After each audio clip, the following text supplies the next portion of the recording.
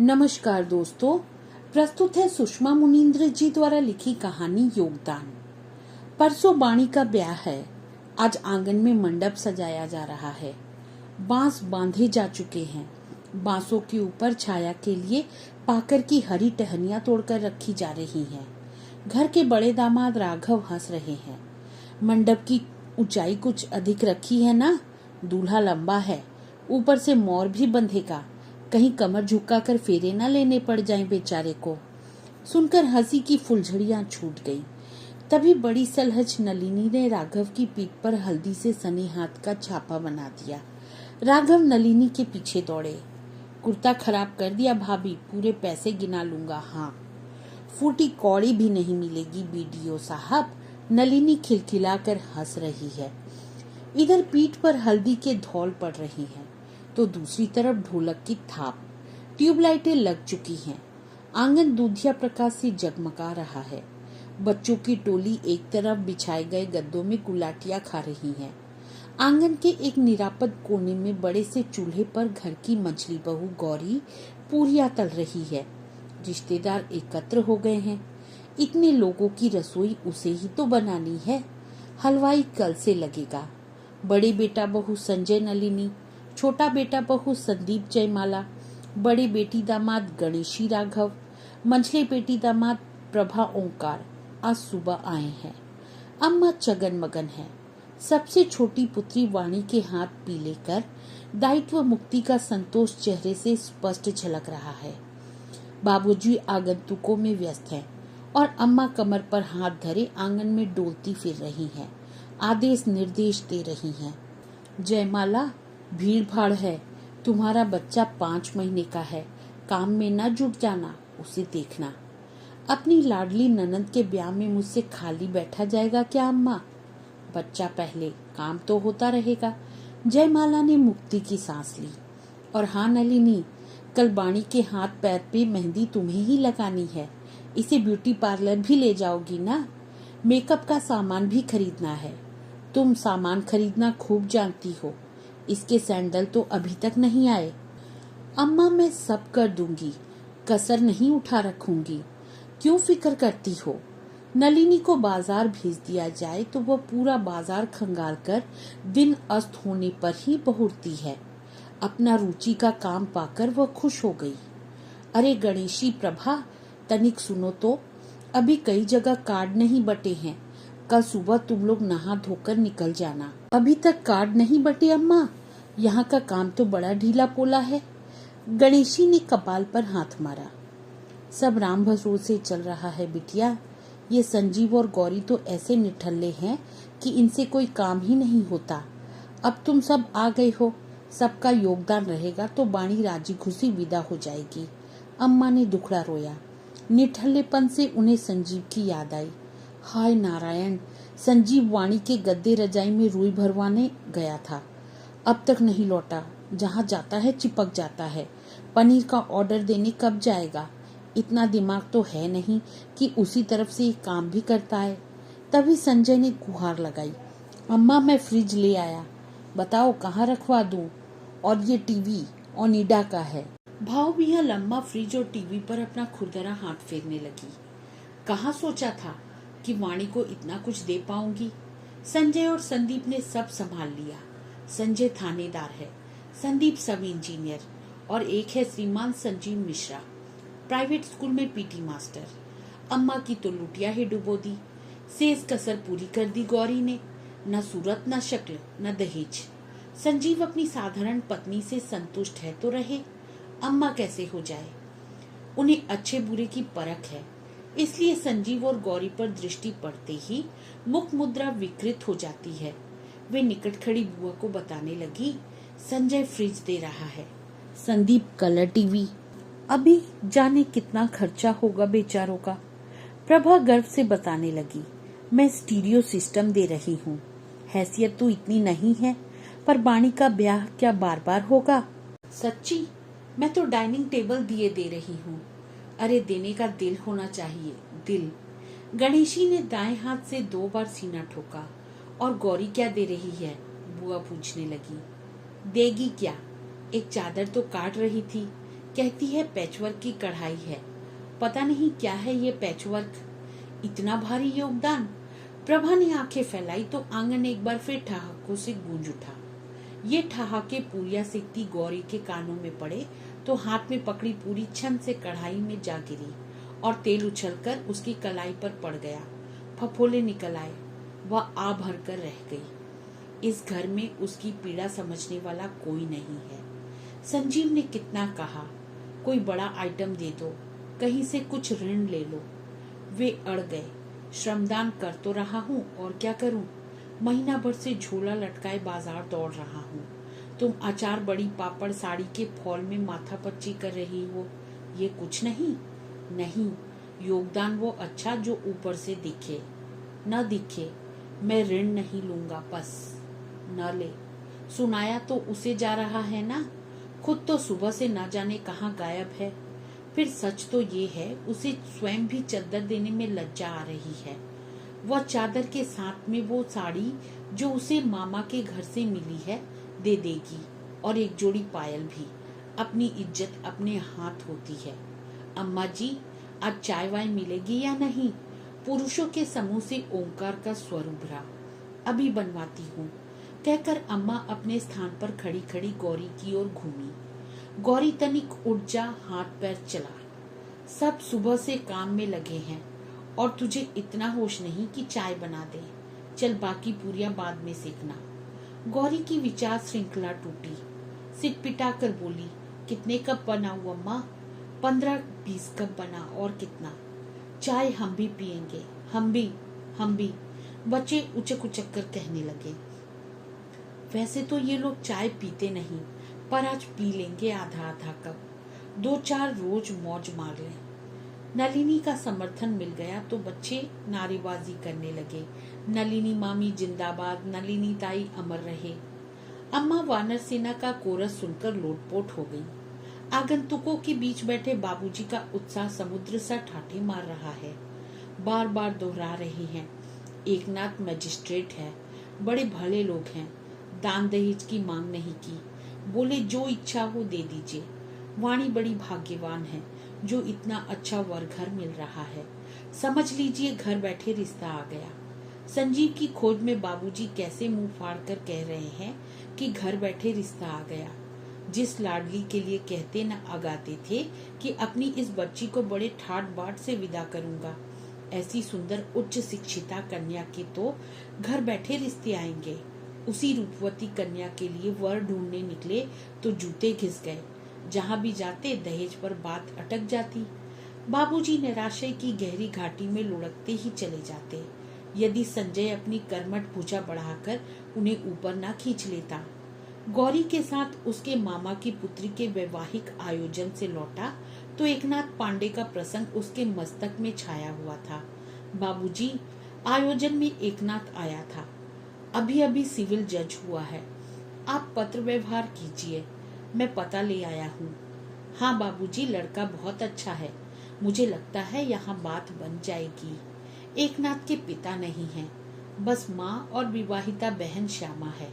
गौरी ने पति का अनुमोदन किया। बाबूजी को अपने इस निठल्ले बहू बेटे की बात पर विश्वास तो न था, लेकिन वे ऐसे कृपण भी न थे कि एक अंतर्देशीय पर व्यय न करते। आशा पत्रोत्तर की भी न थी और कहाँ एकनाथ ने वाणी को देखने की तिथि भी लिख भेजी। अविश्वास से अम्मा का मुंह फटा का फटा रह गया। आनंद फानन में संजय नलिनी को बुलवा लिया। गौरी रसोई संभालेगी, कोई बाहर संभालने वाला भी चाहिए, और फिर गौरी और संजीव को बड़े लोगों के बीच बैठने का शऊर भी तो नहीं। संजय नलिनी संभाल लेंगे, पहला प्रभाव अच्छा पड़ना चाहिए। नलिनी ने अपनी बहुमूल्य गुलाबी साड़ी और सफेद मोतियों का सेट पहना दिया वाणी को। घर की सामान्य स्थिति से विशुद्ध बाबूजी के मुख पर वाणी को देखकर तनिक उत्साह जागा, जैसे हारी बाजी जीतने के आसार दिख रहे हों। एकनाथ पांडे प्राय चुप रहा। उसकी माँ ने ही सामान्य वार्तालाप किया। ये मेजपोश किसने काढ़ा है? वाणी ने। अम्मा तपाक से बोली। और ये मठरी, भुजिया, शक्करपारे, हलवा बाजार के नहीं लगते हैं, वाणी ने बनाए हैं। अम्मा के झूठ पर वाणी की झुकी गर्दन और झुक गई। लगा जिस गौरी को सदा नेपथ्य में रखे जाने का प्रयास किया जाता है वह इस कक्ष में उपस्थित है। वाणी की सहेलियां आती, गौरी भीतर चाय नाश्ता बनाती और सहेलियों से नलिनी जयमाला को मिलवाया जाता। दोनों भाभियां बहुत पढ़ी लिखी हैं, स्मार्ट हैं, बड़े घर की हैं और गौरी बखान के लिए कोई सुदृढ़ पृष्ठभूमि तो हो। शिक्षा सामान्य, रूप रंग सामान्य, वाणी पसंद कर ली गई। बात चुटकियों में बनते देख बाबूजी हतप्रभ थे, अभिभूत थे, चमत्कृत थे। विवाह का मुहूर्त जल्दी का निकाला। अम्मा के हाथ पैर फूलने लगे, किंतु गौरी ने बड़ी दक्षता से सारी जिम्मेदारी उठा ली।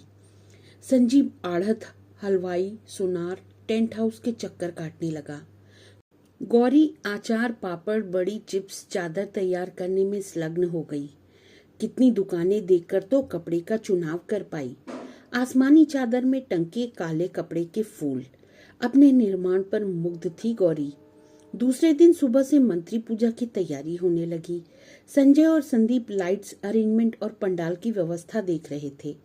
दामाद तो ऐसे अवसरों पर ठाठ भोगने आते हैं। अधिक से अधिक व्यवहार में आने वालों लिफाफों और उपहारों की सार संभाल कर देंगे। किसने क्या दिया इसकी सूची बना देंगे। नलिनी वाणी को ले ब्यूटी पार्लर खिसक गई। दोनों जीजियां कार्ड बांटने। जयमाला के कंधों पर नन्हे शिशु का भार था। ऊपर से जिठानी और ननंदे अपने बच्चों को नहलाने धुलाने और नाश्ता देने का वृहद काम उसे ही सौंप गई थी। एक गौरी ही बसती थी। नहा धोकर पाकशाला में घुसने लगी तब उसे ध्यान आया, अभी चादर, साड़ी, पायल अम्मा को दे दे तो वे सहेज कर वाणी के बैग में रख देंगी। फिर उसे रसोई से अवकाश नहीं मिलेगा। वह तत्परता से सामान निकाल लाई। अम्मा, ये वाणी को दे रही हूँ, देखो ठीक है ना। मन तो बहुत कुछ देने को है, पर हैसियत। अब हैसियत ना सुना, ये भी रख ले, वाणी के लिए कमी नहीं है। अम्मा ने प्रक्षेपास्त्र दागा। एक नलिनी और जयमाला है, ननंद के लिए खर्च किए बिना इनसे रहा नहीं जाता। भाई तू ये भी रख ले, मैं निपठल्लों से आशा नहीं करती। गौरी दीनता की मूर्ति बनी कुछ देर सामान लिए खड़ी रही, फिर अम्मा के सामने रख रसोई में जा घुसी। सांझ घिरते तक नलिनी और जयमाला वाणी के हाथों में मेहंदी लगाने बैठ गई। लगे हाथ अपने ही हाथ रचा लिए। बच्चों के हाथों में बेल बूटे सज गए। अम्मा ने गौरी को पहले ही समझा दिया था, गौरी तू मेहंदी रचा के न बैठ जाना, काम बहुत है। तू यहाँ रहती है, तुझे ही मालूम है कौन सी चीज कहाँ रखी है। मेहंदी घुली रखी रहेगी, विदा के बाद लगा लेना। विवाह के दिन गौरी चक्कर घिन्नी सी घूमती रही। उधर संजीव शाम 5 बजे तक भी नहीं नहा पाया था। उसको मैला कुर्ता पजामा पहने देख गौरी बोली थी, नहा लो, शेव कर लो, धुले वस्त्र पहन लो। संजीव और संदीप भैया को देखो कैसे बने ठने हैं। अरे हमारा सजना धजना कौन देखेगा, लड़की का भाई हूँ, दूल्हे का मित्र नहीं जो सुबह से सूट टाई बांधने लगूं। अम्मा बीच में कूद पड़ी, हाँ हाँ, फिर ये कैसे पता चलेगा कि तुमने बहन के ब्याह में खूब काम किया है। जाओ तनिक हुलिया सुधार लो, बारात में बड़े बड़े अफसर लोग आ रहे हैं। और गौरी तू अब तक बाल छितराए घूम रही है, जा तैयार हो झटपट। अपनी ननंदों जिठानियों से कुछ तो गुण सीख। सब तैयार हो रही हैं, पर तुझे कुछ परवाह नहीं। तेरे दोनों बच्चों को गणेशी ने तैयार कर दिया है, भूत बने घूम रहे थे। अम्मा एक ओर चली गई। गौरी का जी चाहा यही मंडप में धम से बैठ जाए और जी भर के रो ले। वह भारी मन से हाथ मुंह धोने चली गई। जब तक बारात विदा नहीं हुई उसके पैर नहीं थमे। पुत्री को विदा कर रोती कलपती अम्मा एक कोने में ढह गई। नलिनी, जयमाला, गणेशी, प्रभा अपने इधर उधर बिखरे कपड़े लत्ते, जूते, चप्पलें सहेजने बटोरने लगी। 1-2 दिन में उन्हें जाना होगा और फैले घर में सामान ढूंढना क्या कम श्रम साध्य होता है। संजीव गुम हुए ब्लाउज, चम्मच, गिलास ढूंढता फिरता रहा तो गौरी बच गई किराने के सामान के गणित में लगी रही। हाल का हाल बचा सामान वापस हो जाएगा तो ठीक होगा। भोजन बहुत बच गया था। मेहरी, नाइन, जमादारिन अभी आ डटी थी। गौरी को ही माथा खपाना पड़ा। बाथरूम रगड़ना धोना था सो अलग। वहां इतनी फिसलन हो गई थी कि बाबूजी फिसलते फिसलते बचे। लापरवाही व सफाई पर बहुत देर तक बोलते रहे। उधर रात के गरिष्ठ भोजन से उकताए बुजुर्ग अतिथि ताजे दाल चावल खाने की इच्छा व्यक्त कर रहे थे। सुख दुख का अनुभव समेटे वाणी ससुराल पहुंची तो रात हो चुकी थी। परछन के बाद उसे घर के भीतर ले जाया गया। दूसरे दिन सुबह से ही कथा व भोज की तैयारी होने लगी। अफरा तफरी मची थी। पूरे गांव को भोज दिया जा रहा था। पंगत बैठ चुकी थी। तभी एकनाथ की माँ दांत पीसती हुई बोली, ये लो अचार खत्म, अब क्या परोसे अपना मूड। कहती थी ना बच्चों की पहुंच के ऊपर रखो बरनिया, पर यहाँ तो 4 दिन पहले से अचार खिलाया जा रहा है। अब नाक गई। श्यामा फुसफुसाई, अम्मा बहू के साथ अचार आया है, उसे क्यों नहीं परोसवा देती। अम्मा की जान में जान आई। कथा के बाद वाणी को जिस कमरे में बिठाया गया था, दहेज का सारा सामान वहीं ठूसा था। अम्मा अचार की बरनियां ढूंढती वहीं पहुंची। आम के अचार की बरनी खोली। वाह क्या बढ़िया खुशबू है। बहू गौरी ने बनाया है अचार? जी हाँ, वह बहुत बढ़िया अचार बनाती है। सिंघाड़े का, सेम का, आलू का, उसका बस चले तो घास फूस का भी बना डाले। और ये पापड़ कितने पतले बने हैं, उसी ने बनाए होंगे। बड़ी निपुण है गौरी। अभी कुछ दिन पहले मामा के घर ब्याह में मिलना हुआ, तब उसकी फुर्ती देखी मैंने। सारा काम संभाले हुई थी, वरना आजकल के नातेदार अपनी साज सज्जा और मेजबान की नुक्ताचीनी ही अधिक करते हैं। यही देख लो, काम कम हो रहा है, हाय तौबा अधिक मची है। अम्मा भरनी लेकर चली गई। वाणी के सामने प्रश्न चिन्ह छोड़ गई। ये लोग गौरी भाभी को कैसे जानते हैं? उन्होंने तो कभी बताया नहीं कि इन लोगों से कुछ संबंध है। नववधु के संकोच के कारण वह किसी से इस विषय में पूछ न सकी। कहीं कह न दे तुम्हें यह भी नहीं मालूम। खाना खाने के बाद उसे नींद आ गई। सांझ ढले उसे श्यामा ने जगाया। वाणी, पेटी से कोई चादर निकाल दो, बिछा दूं। तुम्हारा कमरा तैयार कर रही हूं ना। वाणी ने श्यामा को बॉक्स की चाबी थमा दी। 2 बॉम्बे डाइंग की चादरें थी और एक गौरी की दी हुई। श्यामा ने वही आसमानी चादर निकाल ली। कितनी सुंदर है, रेडीमेड है? नहीं, गौरी भाभी ने बनाई है। कितनी सफाई है गौरी के हाथों में। यहाँ भी उसके हाथ से सुई धागा नहीं छूटता था। श्यामा चादर में टके फूलों को बारीकी से देखती हुई चादर लेकर चली गई। वाणी को रह रहकर क्रोध आ रहा था गौरी पर। अजीब मूर्ख है, बस मुंह सिए बैठी रहेगी। बता नहीं सकती थी कि यहाँ उनका कैसा रिश्ता है। वाणी क्रोधावेश में भूल रही थी कि उन लोगों ने गौरी को कुछ बताने का अवसर ही कब दिया। वह तो सबकी सुन सकती है, बोल नहीं सकती। बोली कि व्यंग बाणों का मौलिक कोश खुला। वो और उसके मायके वाले सदा दोयम दर्जे के प्राणी समझे गए। वो बेचारी कुछ बताती तो कैसे, और सुनता कौन। वाणी सुहाग कक्ष में ले जाई गई। देखा, सुहाग सेज पर बड़ी आन बान शान से वह आसमानी चादर बिछी थी। वाणी को वितृष्णा सी हुई कि फ्रिज, टीवी और जहां देखो वहां यह चादर ही चादर दिख रही है। उसका जी चाहा इस 2 टके की चादर को खींच कर हटा दे और दूसरी चादर बिछा दे, पर ऐसा कर न सकी। एकनाथ कमरे में आया तो उसकी दृष्टि सबसे पहले चादर पर ही गई। उसकी समझ में नहीं आ रहा था बात कहाँ से आरंभ करे। वह चादर ही जैसे श्री गणेश करने का माध्यम बन गई। बड़ी सुंदर चादर है, श्यामा दीदी बता रही थी कि गौरी ने बनाई है। गठरी सी बनी बाणी ने स्वीकृति में गर्दन हिलाई। क्या मुसीबत है, मधु यामिनी का श्री गणेश भी इस चादर प्रसंग से हो रहा है। ओह, बहुत सुंदर चादर है। एकनाथ वाणी के निकट बैठकर चादर के फूलों पर हाथ फेरने लगा। पर गौरी कहाँ अंतर्ध्यान थी, एक बार भी नहीं दिखी। तुम्हें देखने आया था तब भी नहीं, ब्याह में भी नहीं। कम पढ़ी लिखी है, इसलिए लोगों के सामने आने में झिझकती है। नलिनी भाभी और जयमाला भाभी को ही बाहर का संभालना पड़ता है। यह गौरी है ही झिझक वाली। बेचारी को आगे पढ़ने का अवसर नहीं मिला, वरना अंक बुरे नहीं लाती थी। स्कूल में मैं और वो कुछ साल साथ पढ़े हैं, कहकर एकनाथ ने प्रसंग बदला। तुम्हारे रूप, लावण्य और दहेज की खूब सराहना हो रही है। बाबूजी ने नाहक इतना कुछ किया। उनकी आर्थिक स्थिति क्या हमसे छिपी है? सिर पर ऋण चढ़ा लिया होगा। नहीं तो मेरे संजय भैया और संदीप भैया का भरपूर योगदान था। ऋण क्यों लेते? कैसा योगदान? फ्रिज संजय भैया ने, टीवी संदीप भैया ने, स्टीरियो प्रभा जी ने और गौरी ने। ये चादर देख तो रहे हो, उनसे उम्मीद ही नहीं करते हम लोग। वाणी ने स्वर को पर्याप्त नियंत्रित किया, पर व्यंग्य उभर ही आया।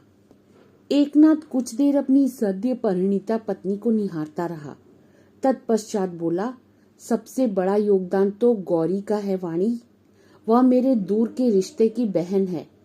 रिश्ता तो ऐसा गहरा नहीं है, पर वह सबको अपना बना लेती है।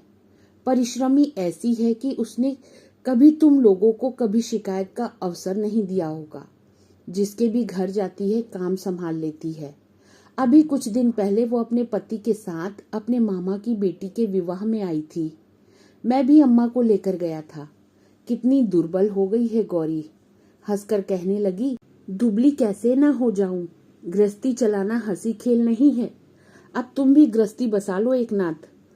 कहो तो एक अच्छी सी लड़की बताऊं। मेरी ननंद है वाणी, रूपवती, गुणवती, बुद्धिमती।